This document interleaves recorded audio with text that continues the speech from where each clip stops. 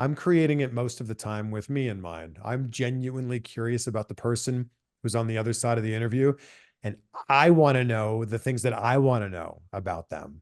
Mm. So that's really where it comes from for me. I'm not thinking about how this is going to be viewed a month from now or even an hour from now. I'm just thinking about we are capturing this moment in time. We will never get this exact moment back again. So let's make the best with it that we can in this exact moment. That's always what I'm thinking about.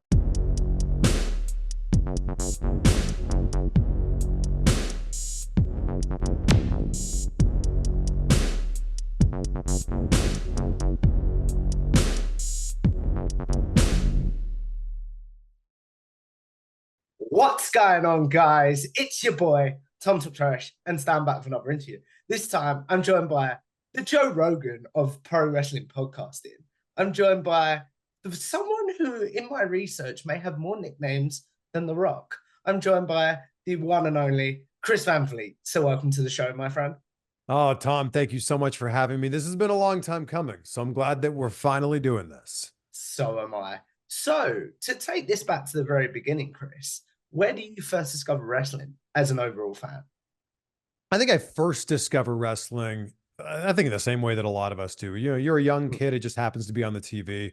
My grandpa just loves sports. So Mm, when we would go to his place, hockey would be on, of course, because, you know, you grew up in Canada, yeah, baseball, football, basketball, you know, these things are on TV, but if that wasn't on, wrestling would be on TV. So I just remember late 80s, early 90s. I remember seeing like Ultimate Warrior and Macho Man, Hulk Hogan, brother.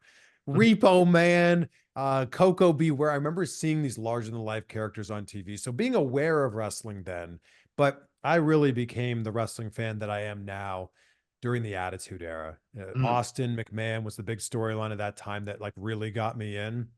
So like 98, 99, and I've told this story before, but the whole reason I became the wrestling fan that I am is in 98, when you have a good friend of yours, you do this Yeah. crazy thing called talking on the phone, which we don't really do anymore. So you come home from school, you talk, you call your friend, you talk to them on the phone, and he was such a huge WWE fan. So I knew that at 9 o'clock every Monday night, our call would abruptly come to an end because Raw was coming on. And this one night, we weren't done talking about what we were talking about. And I said, look, I'll turn it on. And when the first commercial break comes up, we'll continue our conversation. And I turned Yeah. it on and I was just sucked into everything that was going on. And that was it. I became a wrestling fan and haven't looked back. The one question I have from that story that I don't believe you've ever answered is, did you finish that conversation? We did. We did. We finished that conversation. And then I also finished that episode of Raw, I believe. And Mm. and then from there, it was like I went from watching 0 minutes of wrestling to watching everything, Raw and Nitro, and Velocity and Metal and Heat and pay-per-views. I remember watching my very first WrestleMania I watched was WrestleMania 2000. And then Ooh. I think I watched the next one at a movie theater. Like that was where we were at with wrestling at that time. So yeah, I went from you know, not knowing much about what was going on in wrestling to like knowing everything. You talk about there obviously not knowing anything and then being almost, in the words of Cars, 0 to 100 sort of thing. So, did Sure. anything in your life take a back seat when you discovered wrestling? A And do little you look bit. back now? Yeah, when I become obsessive about something, like I dive all the way in. I don't check the depth of the water. I don't check the temperature of the water. Just dive in. I'll figure it out when I get in there. Fishing had been a really big part of my life up until that Mm. point. Still is, in a different way. But fishing, I think, did start to take a back seat, and it was up to this point. I'm 15 years old when I really dive in and become the wrestling fan that I am. It was baseball. That was a huge thing. I was playing Mm. rep baseball on a travel team, played a lot of hockey and bass fishing and the tournaments that I was doing at that time. That was also a really big thing. So I'd say that those started to take a bit of a backseat. Like I certainly don't watch nearly as much baseball as I used to. I couldn't tell you. I'm such a bad Canadian. I hate admitting this. I couldn't tell you the last time I watched a hockey game. Uh, Wow. Yeah, I know. Don't tell anyone, Tom. This can just be between us. Yeah, yeah. So I think that there's certain TV shows that I watched that took a back seat because I was all about wrestling. And I remember my parents at one point being like, there's more to life than just Mm. fishing and We've all wrestling. And I'm had like, that conversation, I think.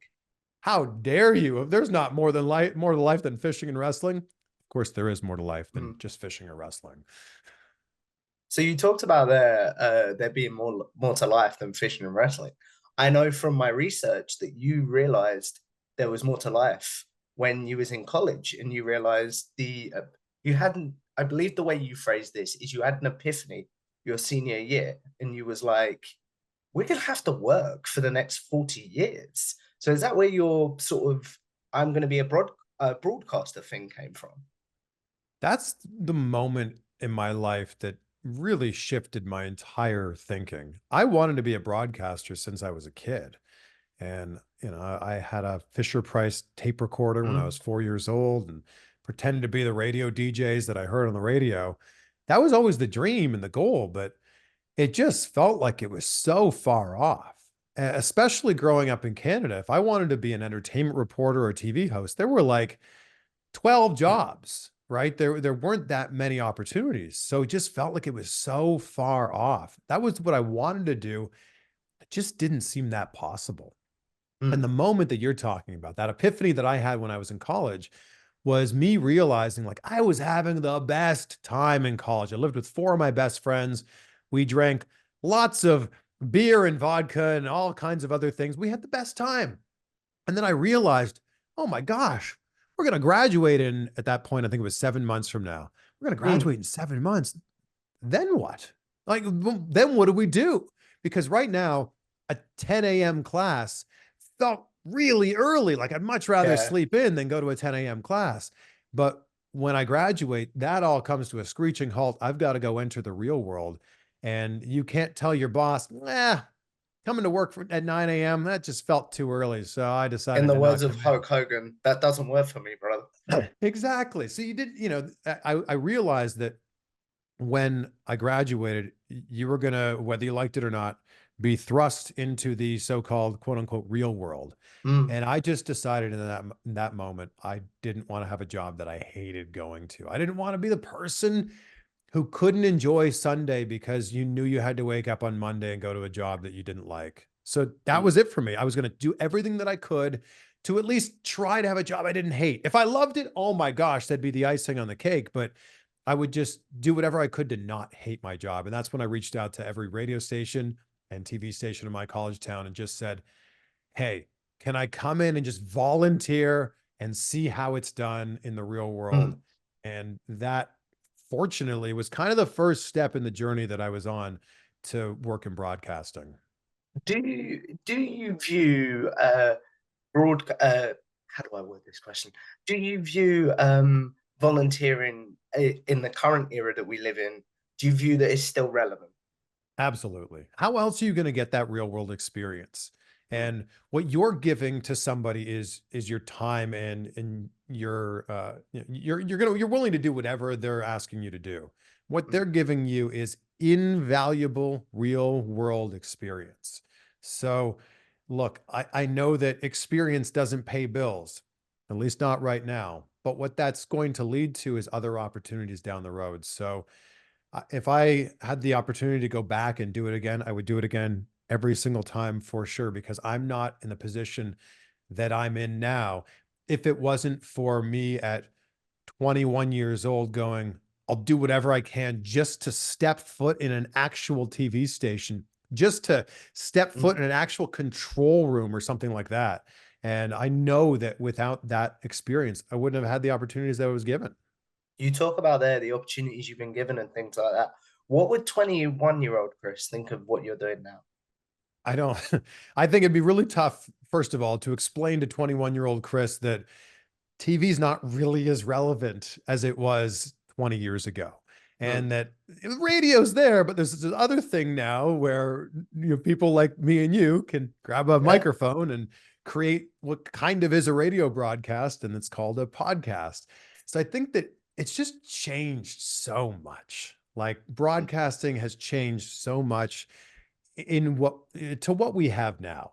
So I think that 21-year-old Chris would be excited about the opportunities, and I think he'd also be blown away if I told him, like, you know how much you like The Rock, right? Mm. You know how much you like Kurt Angle, right? You know how much you like Chris Jericho or Adam Copeland, or the list goes on. Yeah, you'll have an opportunity at some point to sit down with them, some of them multiple times, Oh yeah. and they might even know who you are. Like that, I think would blow the younger me's mind. You talk about there people knowing who you are. Everyone I speak to, even casual wrestling fans, know who you are. So how does it feel to you? Like the AJ Styles one is the one that I'll point out in this question, where he goes, "Finally, I get on this show." How does it feel to you when when wrestlers are like, "Finally, I get on this show," sort of thing? Yeah, it's so surreal, especially someone like AJ Styles, who was like by far my favorite person during that era of Mm, TNA. And I think number one, it speaks to the era that we're in right now with social media, where you don't necessarily need to know someone's name, or you don't necessarily need to follow somebody, but the algorithm has gotten so good right now that it goes, oh, you watch wrestling videos, or you like wrestling videos, or you comment on wrestling videos. Here's another wrestling video, and it happens to be, this mug in front of you asking questions to somebody. So I think it number one speaks to just that's the era that we're living in right now.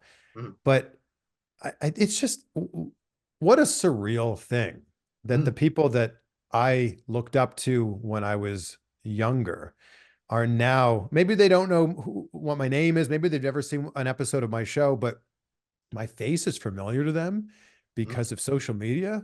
That I don't think I'll ever get used to that. That is wild to me.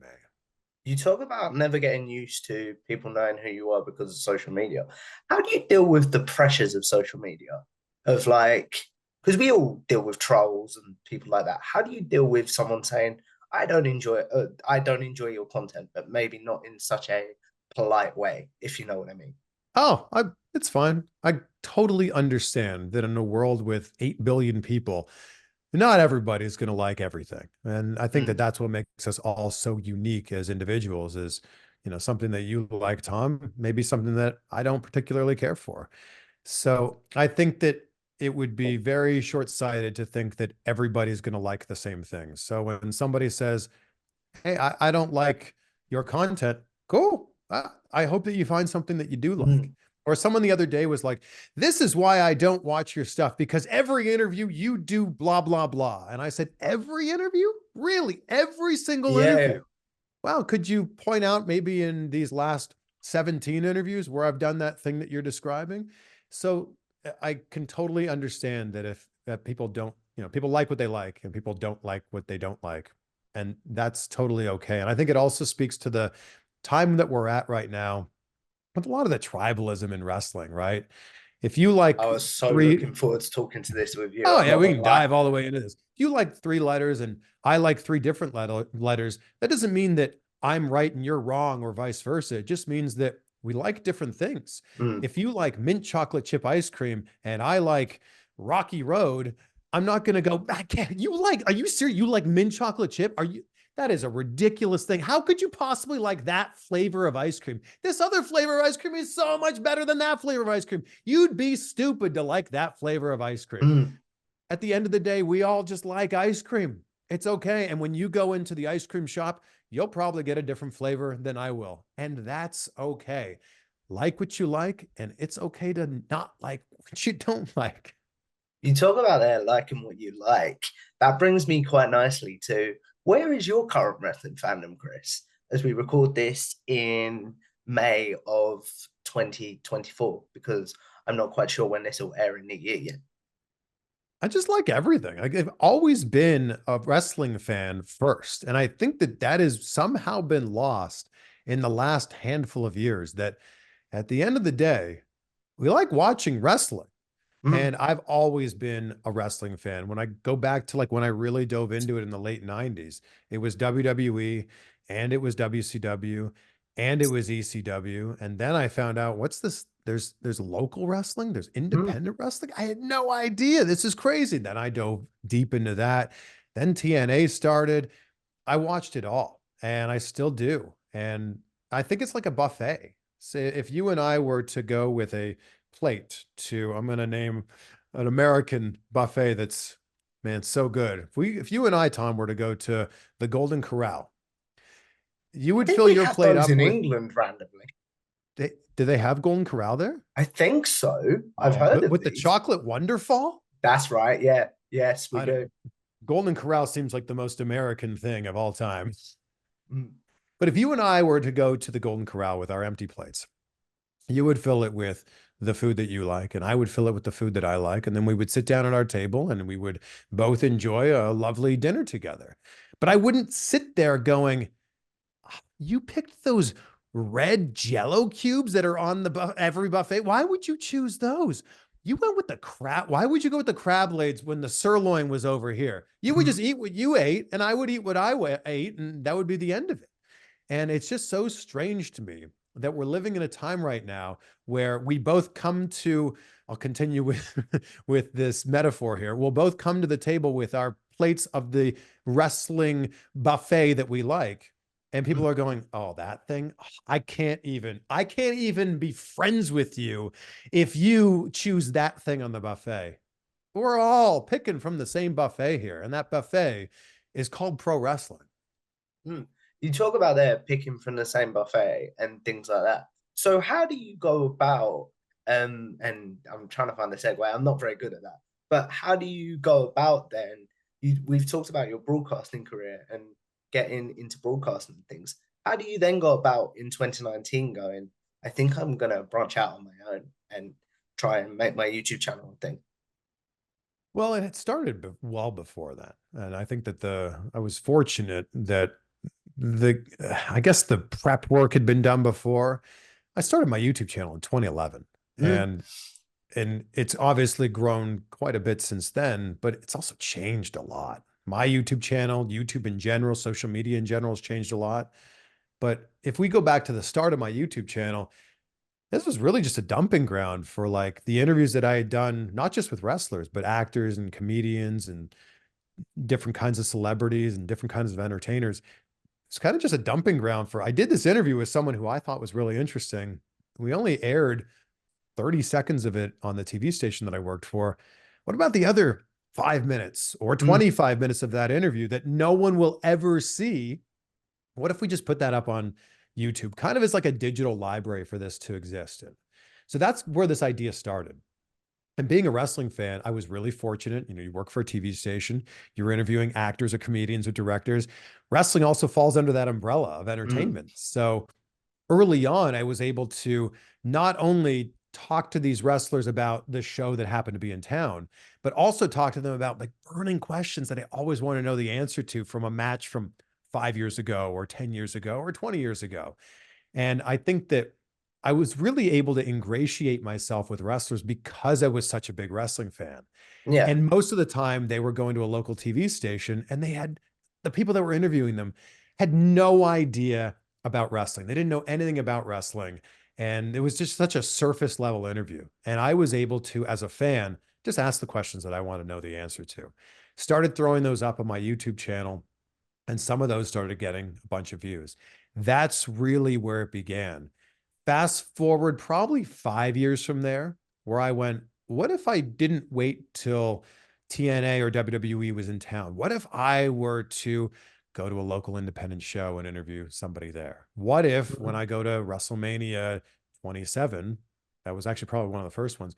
What if I went to WrestleMania Access and did a few interviews with Cody Rhodes wearing the mask, Was and this when he was also, undashing Cody? yeah, so that was I think the very first wrestling interview that's ever uploaded to my channel. So there was that, and then Dolph Ziggler was in another interview that I did then. I was like, what if I started to do more of that? If I started to just like, if I was in the same proximity of a wrestler, do an interview, Mm. throw a little bit of it on the TV station, and then run with the rest of it and put that on my YouTube channel. That's what really gave me the confidence in 2019 to go, okay, this YouTube thing is doing really well, and I'm only doing this in my spare time. And I'm sometimes taking vacation days from my normal job to shoot YouTube content. I felt like the Mm. writing was on the wall. What if I were to do this full time instead of just 20% of my spare time? What if I were to do this with all my time? What would We happen then? And I dove in and I bet on myself, and I'm so glad that I did. And it's been a really interesting journey over these last 5 years. And it's also crazy to say that I think it was like September 30th, 2019 was my last day at the TV station that I was working for full time. I still do a lot of was that freelance. Deco Drive? That was Deco Drive. Yeah. WSVN, the Fox Mm. affiliate in Miami. That was the last full-time TV job that I had. I've hosted a lot of other shows and I've done a lot of other freelance work, but it's crazy to say now that like my full-time job is YouTube and the podcast. It's wild. You brought up your podcast there. Where did the idea to launch a podcast come from, and not just use your YouTube channel? And then, second of all, where did the idea come from to rebrand your podcast from the Chris Van Vliet Show to Inside with Chris Van Vliet? So it was 2019 when I started my podcast, and I was so concerned and worried up to that point of if I start a podcast, I'm going to cannibalize my own audience. Mm, I truly believed at that point in time that anybody that was going to consume my content was either going to consume it on YouTube or the podcast. And I was going to take away from, one or the other.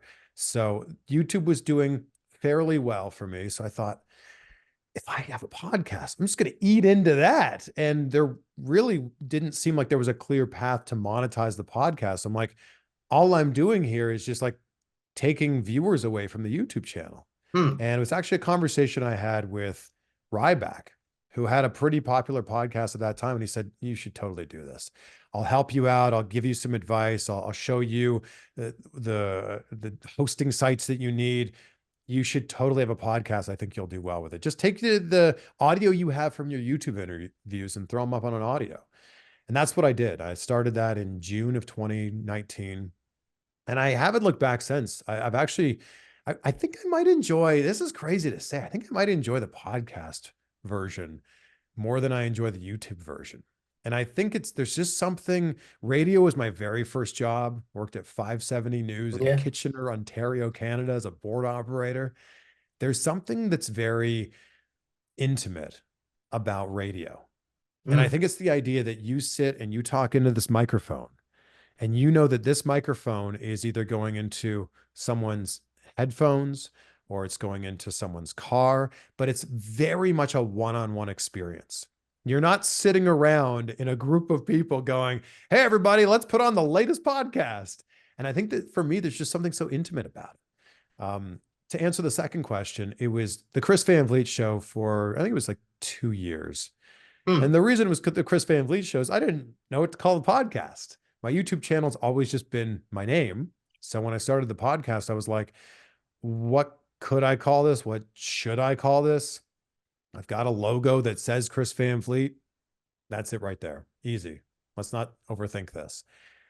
And then in 2021, I went, the Chris Van Vliet show doesn't really say much about the show. So if you don't know mm, who Chris Van Vliet is, if you're just reading this, if you don't know who that is, you have no idea what to expect from this show. So I renamed it to Insight with Chris Van Vliet.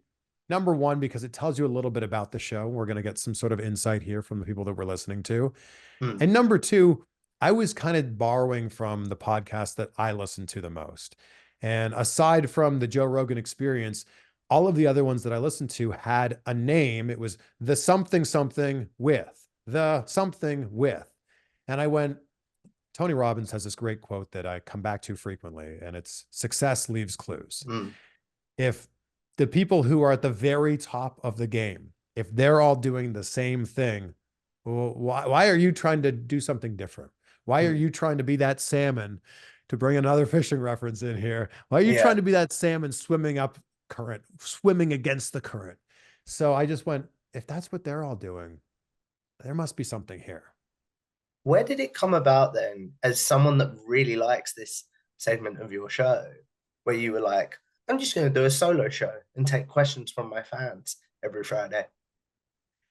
I don't even know where the genesis of that is. I think that I was doing some solo episodes before, and a lot of them were just like me talking off the top of my head, like, here's how gratitude's changed my life. I did one Yeah. of like, here's how not eating sugar for a month, you know, here's the effects it had on me.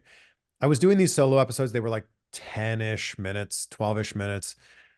I'm going to be honest, they didn't get a lot of listens. I enjoyed doing them a lot, but it Mm. didn't seem like the audience was tuning in that much. And the more, and if you remember, Tom, up until about a year ago, I was still interviewing people from all walks of life. So Yeah. it wouldn't be uncommon to see an actor or a comedian or an entrepreneur or an athlete on the show, but we'd always have one episode would always be firmly rooted in wrestling. The Mm. other episode that week would be something else. It'd be an actor or an author or something like that. I just kept noticing that the audience kept showing up for wrestling. And so last year at WrestleMania, when I was able to bank a lot of wrestling content, I said to myself, what would happen if we were to go all in on wrestling? We were to do, right now, we do 2 episodes a week. What if we were to do both of them as wrestling guests? And it started doing really well. And I went, well, people seem to like love talking about wrestling. What if we were to do an episode where I just answer questions from the listeners about my thoughts about wrestling? Oh, that one did Mm. pretty well too. That's really where it came from. Is just like, I think we're living in a time right now where wrestling's hot and Oh it's yeah. hotter than it's been in a really long time. Probably in my So, lifetime, if I'm being totally honest. yeah, yeah, and I think arguably maybe ever, depending on who's in this argument, but yeah, perhaps ever. There's a lot of metrics that would suggest that wrestling is financially hotter than it's ever been. So I think for me it was just like, well, if people want to keep showing up for this and they want to keep sending in questions, I'd be silly to not keep doing this. And I answer probably 15 questions in an hour on an Ask CVV episode. And I mean, I'm about to record one after we're done here for tomorrow's Ask CVV. Ask CVV 29. I'm going to call it the Joe Carter edition. As a Blue Jays fan, he I hit won't the lie, it could be further additions than that because I don't know when this will air. well. But Well, we I will call. apologize for that. This is just a look behind the curtain here. This may air in June. Who knows? But Mm. they're going to know that in this slice of reality that you and I are currently sitting in right now, this is what's happening. So I think I probably got 50 questions for it. And it's like, I it's a great problem to have. Too many. Is too many questions a great problem to have, sort of thing? Sure. Yeah. And I same thing when I enter an interview where I'm the one asking the questions. I'd like to think that maybe these are my top 10 topics, but Mm. I've got maybe 20 or 30 or 40 topics that we could potentially cover. I don't think we'll cover all of the topics I had because I do want to be respectful of your time. I'm not going to lie. But I am curious to know, how do you plan out an interview now? Are you someone that still has to slide into DMs in emails yourself? Or are people coming to you and are like, WWE, for example, we have so and so available this week? It's mostly me reaching out and asking, "Hey, I would love to have you on the show sometime. Here's, list of some of my previous guests. Here's, some of our recent metrics." On occasion, WWE will say, "Hey, the Royal Rumble, Elimination Chamber, WrestleMania, Backlash, Money in the Bank, whatever it happens to be, that's coming up, and we have so and so available tomorrow between this time and this time." That happens every once in a while, but most of the time, it's me reaching out and trying my very best to convince somebody to come on the show. And I'm also trying to do as many of these in person Yeah. as I can. So a lot of it's like, hey, where do you live? Okay, great. You live in Austin, Texas. Well, I could fly there. That'd be a 2.5 hour flight. Or do you have any plans to be in Los Angeles anytime soon? Oh, you do? You're going to be in LA in 6 weeks? Well, consider it done. So I'm trying to do as many as I can in person. Mm. Sometimes that involves a lot of flying. Sometimes that involves a decent amount of driving. But I just think that the conversation that you can have in person is just, it's so good. And if that's even 1% better than a Zoom interview, I want to try to get that edge. Mm, I definitely understand what you were saying there. I try and do in person once, but cerebral palsy doesn't always allow. if you know what I mean. Sure. Speaking of cerebral palsy, I know that you won an Emmy for your work with Gregory Irons, if I'm correct on this. Yeah, the Emmy is right on, just off screen here. Yeah, Gregory Iron, he's a good friend of mine, and it's such an inspiring story. He wrestles Mm, despite being born with cerebral palsy, and it was exciting for me to be able to tie the two worlds together of like, I love wrestling, I love broadcasting, put these together and marry them in a piece that's so emotional and tells mm, such a great story. And that's something I'm really proud of. It's still up on my YouTube channel. It's called An Iron Will. If mm. anybody wants to go check it out, that's still one I'm really proud of. How did that come about then, Chris? So I had known Greg. He was wrestling in the area, and I knew he had a great story. And I just reached out to him and I said, "Here's what I'm thinking. I'm thinking of putting together a story that digs like deep into who you are and what you're about and the Mm. inspiring story behind what you do." And he was like, "Yeah, I'm in. And if you want to talk to my family, they'd be in too." That was really where it came from. I was really inspired by ESPN has a show here called E60, and they Mm. are like deep dives. Like it is like such incredible sports storytelling. And I was still am very inspired by the way that E60 does their stories. And I was like, if I could tell an E60 style story here on the CBS station in Cleveland, I think that could, not only be a really great story for our viewers, but it could also be something that maybe inspires people. That's really where it came from. You talk about inspiring people there. I've told you off camera how much you inspire me, and you really do. But who are the people, the broadcasters that still inspire you to this day? So early on, I think the very first broadcasters that I was inspired by were the Blue Jays broadcasters, Mm, big Toronto Blue Jays fan growing up in that area. So it was Tom Cheek and Jerry Howarth. They were the voices I heard all the time. My dad still listens to Blue mm, Jays games rather than watching them on TV. Fast forward a bunch of years, George Strombolopoulos. I'm going to keep going with the Canadian broadcasters here. mm, Look him up. He had a show called The Hour on the CBC in Canada. He is such a conversational interviewer. It's just it never felt like question answer. And I modeled a lot of what I do now after what George Strombolopoulos does. He was just so good at being able to warm up to people really quickly and dive in deep into topics and get people to talk about things they hadn't talked about before. And then continuing again with the Canadian broadcasters, Rick Campanelli, who is on Much Music in Canada. It's kind of like the Canadian MTV. I mm. was just so inspired by the way that he just had a larger than life personality. And keeping up with that style of larger than life personality, I remember being in college and watching a terrible show called The Ultimate Revenge on Spike TV. Oh, It was a I've show seen about like, this. this show? Yeah, yeah, I've seen this. So it was a show about like, your friend screwed you over and you went on this TV show, got the ultimate revenge by getting back at them. The show Mm, was not good, but the host was so engaging and so charismatic. And he had this personality that just leapt through the camera lens. And his name was Ryan Seacrest. And I remember watching this show every episode that it was on because I loved his style and I just loved how easy he made it look. And then fast forward, I think it was only like 6 months after that, he got American Idol, and obviously his life changed. But that was another one for me. And also Joe Rogan, early days, Joe Rogan on Fear Factor was such a great host because he wasn't trying to be hosty. He was just like a mm. dude. He was just a guy out there. And you've seen what that's evolved into with what he has now in the Joe Rogan experience. But Joe Rogan, Fear Factor host, was one of my inspirations for sure. Oh, wow. That's very cool. Speaking of Joe Rogan, you did talk about in an RCBB episode where not many people are going to be listening to your early podcast for newer podcasters. So, what is some of your advice for newer podcasters as we look at wrapping this up soon? Because I do want to be respectful of your time. The biggest thing is you just got to keep going. Like, so number one, just start. That's the most important thing. Stop thinking about it. Stop wondering what your logo is going to be.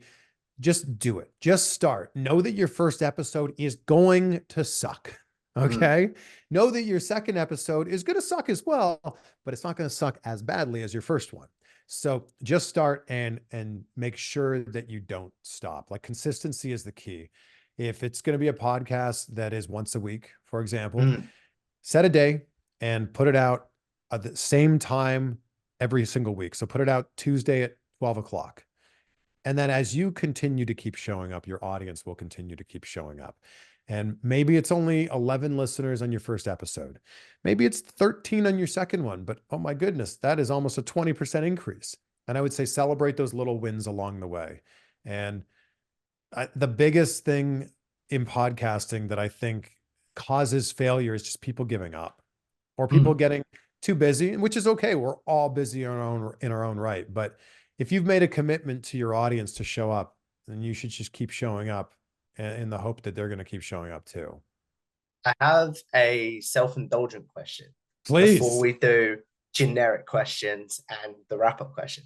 Where can I improve? What did you enjoy? Everything in between. I think this is great. And this is what I love about you. You are consistent. You are exactly what I just talked about in that last answer.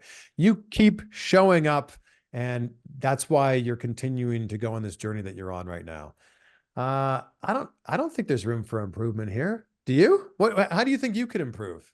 Maybe be less nervous when I get bigger guests like Move the yourself. fan out from behind you. Yeah, I know. But unfortunately, I had to have it on today. It was very warm in the UK. It's not on right now. I know, I realize that, Is but that your biggest fan? boom, boom. Oh, I like that. Well done, I don't, Chris. I do yeah. like that. So, as we look at wrapping this up, Chris, because I do want to be respectful of your time, before we do generic questions and things like that, I do have two questions for you. One, Please. do you view your podcast and your career as a success so far?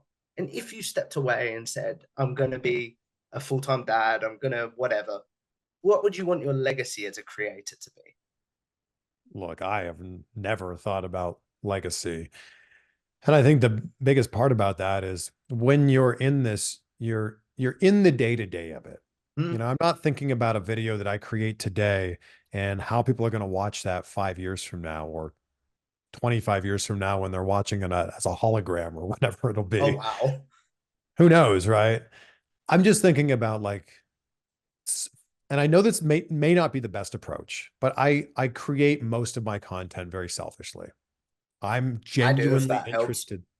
I think it helps too, but I know that there's also a big train of thought that says you've got to create it with the audience in mind.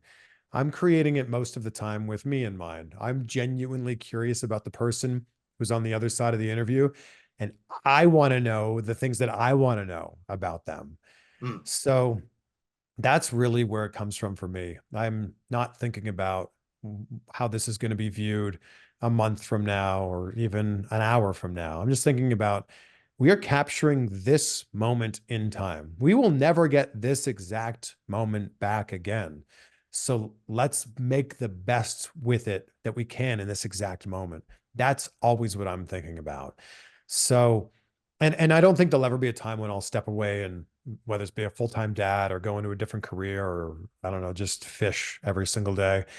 I don't think that'll happen. I've always been so passionate about broadcasting and podcasting and YouTube and just content creation. And I just can't see any phase of my life where I'm not doing that in some sort of way. I love being able to do what I do. And yeah, I don't want to stop. I hope you don't, my friend, because you're very good at what you do. I'm not going to lie. Thank you. But as we wrap this up, Chris, because I do want to be respectful of your time, we are going to do a segment that is a staple on this show called generic interview questions. Those generic wrestling questions. Those of you that have seen my interviews before, when I swear I'll ask Chris his favorite wrestling match, favorite overall pay-per-view card, such as Double or Nothing 2019, for example, his favorite wrestler's entrance theme, favorite tag team, and favorite wrestler. Basically the questions I assume Chris might be asked on social media. So now he'll have a place to be like, guys, I have answered this. Please go watch this. I know the answer, but what is your favorite match of all time? Yeah, just clip this part out, and then these will be the answers. They will never change. They might, I don't know. But Fair for enough. now, these are the answers. So what's your favorite match of all time, Chris? That's Rock Hogan, WrestleMania 18. That answer will never change. That match is so special to me for so many reasons. The most important being that I was there, but that's one of those matches that if you put it on mute, it still tells an amazing story. So yeah, Rock Hogan for sure. I have the poster just off camera here with my ticket stub in the bottom corner. Can you believe, Tom, you were able to sit at WrestleMania 18 in the 16th row for $135 Canadian, Oh, I believe, wow. too. That's very cool. What Yeah, about now your that's like that'd be like $900. and if that, maybe more, if I'm being totally honest. What about your favorite overall pay-per-view card? I think it's WrestleMania 17. And that was the second WrestleMania that I ever watched. But when you look at that whole card, TLC's on there, Rock Austin's on there. That's top to bottom. That's a pretty solid card. That will be my classic answer. I think a really strong case could be made for one of the modern WrestleManias too. Like WrestleMania 40 was, especially night two, pretty fantastic. WrestleMania 39, also really solid top to bottom. So it's hard with recency bias. And I talk about how nostalgia and recency bias, kind of butt up against each other because they're two very powerful forces. I have a prediction that in like 20-ish years, people will be talking about 40 like it was like the way that we talk about 17 now. I would fully agree. What about your favorite wrestler's entrance theme? It's one of Triple H's themes. So I was a big fan of the 1-2. Is this on? When he went full heel and My then time.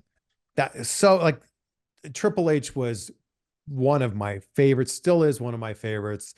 So I think it was that theme. I listened to that on repeat. Then when that became Motorhead, the game, also equally as good for different reasons. But I think if we're just gonna lean into nostalgia here, it's got to be the My Time theme. So good.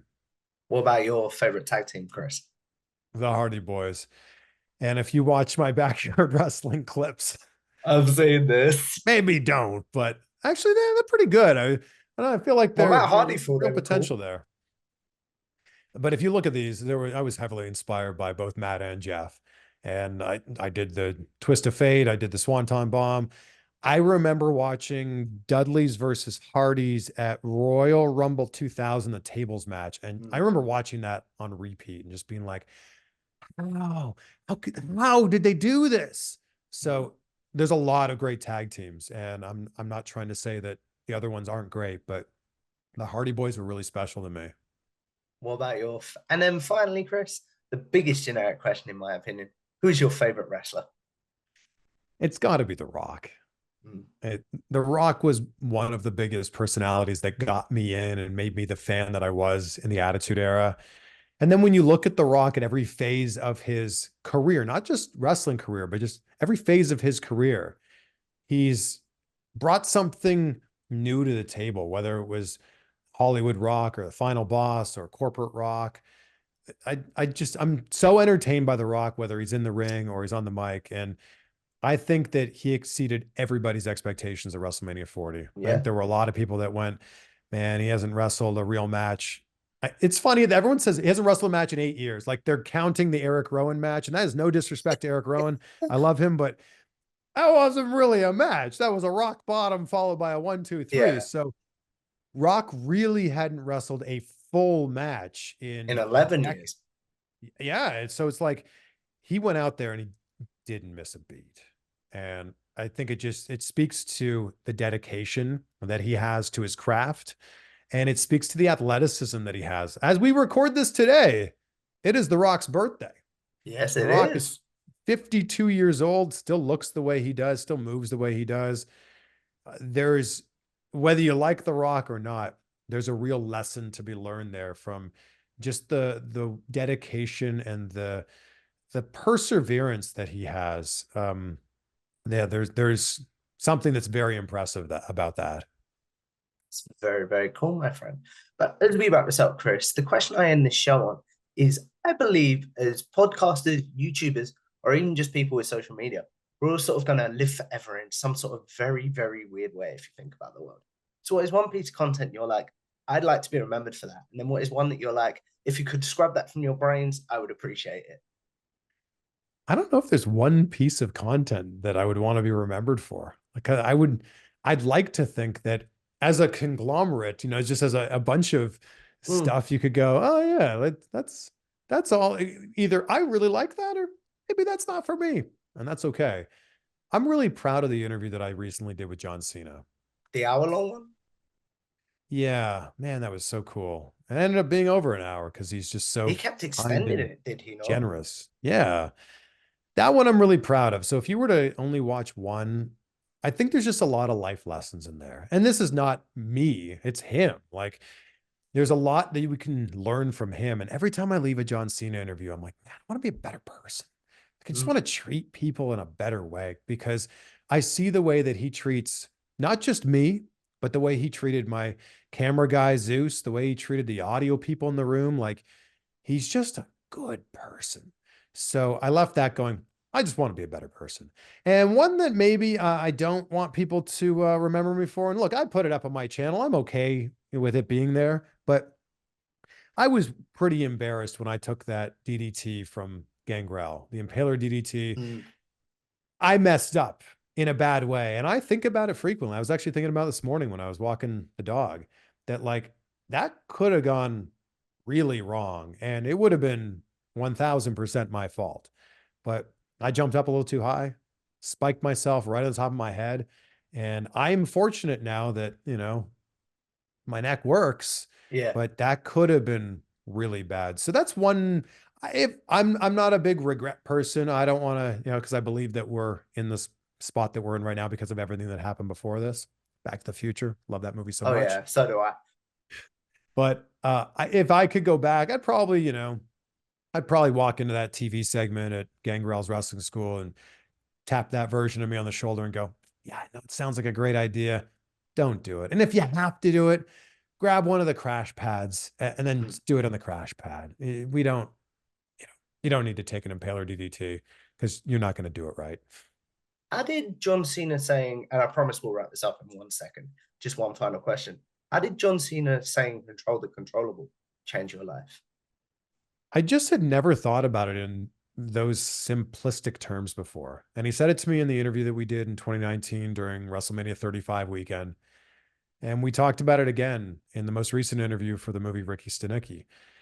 And I guess I've always been one of those people who's tried to look at the positive in any situation. And sometimes life gets rough and it's difficult to dig and find that positive, but I promise you, it's always there. I would Mm, just rather focus on the good than wallow in the bad. And I'm not saying it's not okay to like, man, this situation sucks. Like, see a situation for what it is, but don't see it for better or worse than what it is. And John Cena distilling it down to control the controllable was just, I'd never heard it put in such simple mm, terms. And it's so easy to remember too. So for me, it was just like this idea of you can't control what other people say, you can't control what other people do. But what you have 100% control over is how you react to the things that are happening around you. And John putting it like that, calling him John, nobody calls him John. mm. John Cena It's putting Mr. it like Cena, that. isn't it? I think Mr. Cena might be his dad. So, John Cena, Mr. Cena, yeah. John Cena saying that to me was just like, oh, wow. Like I've never heard it said so simply and so eloquently. And I'll never forget that's something I will remember for the rest of my life. That's a beautiful way to end this, Chris. Have you got your phone on you with the quotes at all? My phone? I was hoping we could end with a quote, if you don't mind. Okay. I was Oh, a hoping we, quote. I'm sorry. yeah, one of your quotes that you end an interview with, my friend. Sure. You know what? I will give you the one. I really like this one. I'll give you the one that I had in the episode that dropped today. I don't know if you've had a chance Mm, to listen to it, I did. but my goodness, this is a powerful one. The greatest lesson I've learned in life is that I still have a lot to learn. That's a beautiful way to end this, Chris, if I'm honest. So, as we wrap this up, Chris, obviously, I want to say thank you for helping me tick this one off my bucket list. I really enjoyed this conversation. But where can the good people find you, your content, what, everything in between, if they're not following you already, which I'm sure they already are? Well, thank you so much for such a great conversation, Tom. I know that we've been talking about this for a long time, so I'm glad we were finally able to do this. I actually have this on my list today. I make a get to do list every single day of all the things that we're going to do. So you are right here. We've crossed you Oh, off the wow. list right I'm there. honored, sir. I'm not going to lie. First of all, if you're watching this and you haven't subscribed to Tom Talks Rubbish, my goodness, please. This is the easiest thing that anybody can do to Yeah, support a creator is literally to click a button. Yeah. So if you haven't subscribed yet to Tom, take a second to subscribe to Tom. And if you're feeling extra generous, go to my channels, the main one, Chris Van Vliet, or the Clips channel, CVV Clips, and toss us a subscription as we please. forge on to 1 billion views. That is the goal here in the next handful of months. It's going to happen because you're very good at what you do, Chris. But as we wrap this up, guys, obviously, I want to say thank you for a great conversation. If you like this, make sure you like, share, and subscribe. It's Tom Talk Trash on YouTube.